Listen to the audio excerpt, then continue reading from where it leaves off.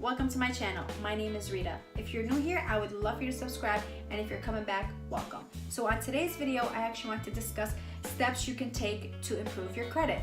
I know for me it was hard at 18 to establish that because I had no guidance, but I'm making this video to help others that are just starting out and are trying to build their credit history. So if you guys are interested in that, I would love for you to keep watching. Step 1, you have to make sure you have good income coming in. That's the first step. You can't just go apply for credit cards and expect to get approved as soon as you hit 18 when you have no income coming in. That would be the smart thing to do. Step number 2, you could either go to your bank or a credit union and apply for a credit card, and most of the time they have no annual fees on that. Some require a deposit of like $100 to $300 that they will give back to you once you have proved yourself that you have been making your payments on time. What I did when I turned 18, I actually switched phone providers because I was with my parents at the time. So I switched and got on my own plan, and I was able to open a phone line, but I had to put forward $100 deposit because they said I had like no credit history, so they couldn't really go based on if I was a good borrower or not.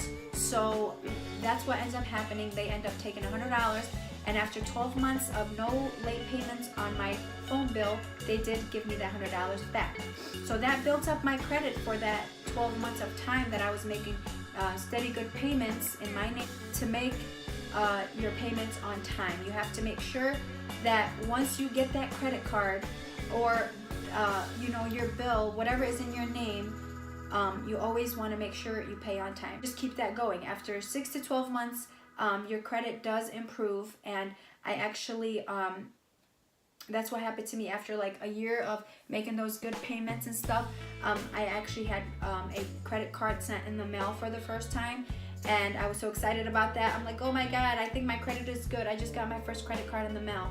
And it was actually, I was still in college at the time, so the credit card that they sent me, it was from First Financial Bank USA. I don't know if you've heard about that.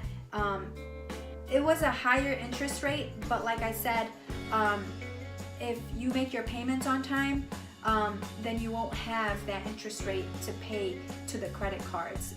And that's what you want to do. You want to make sure that as soon as you charge it, you know the amount, just pay it. Or as soon as it comes in the mail, whatever the full amount is, just pay that. So that way you're not getting charged interest and money that you have to put more money additional out of your pocket to give back. Step 5 is, once you start getting your good credit history and stuff like that, more credit cards will either start coming in the mail, or at that time you have established good enough credit to where if you go apply for a credit card, you will most likely get approved.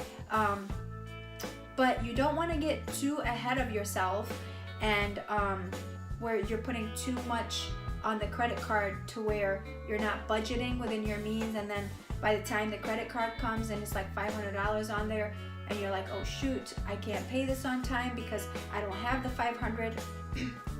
So the smart thing to do is just like put like $25 on it like a week for gas, or if you're going out for dinner, $15, $20 here and there. Just make sure you don't let it add up to a point where you can't make the payments, and then you end up having back payments or late payments, or you don't pay it at all.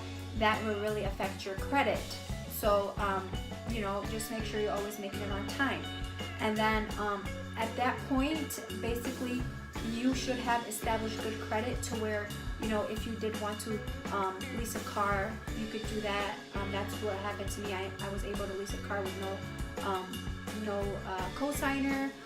If you're looking to rent, because they do look at credit score for that, so as long as that's good, then you shouldn't have a problem.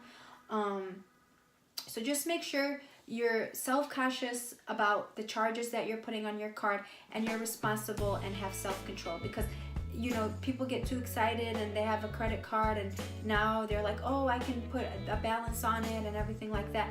But that's not what you want to do. That credit card is for you just to establish good credit for yourself, so that in the future, you know, if you were to buy a home, you know, by that time your credit would be good enough and everything like that. So that basically wraps up the video. I know it's very short and simple, but if you guys do have any questions, you can leave them down in the comments below. You can also DM me. This is my Instagram. I also have a Twitter. You can tweet me. I'll put that in the link below. And other than that, I mean, that's basically it. And I hope you guys enjoyed and found this informative. And until next time, bye.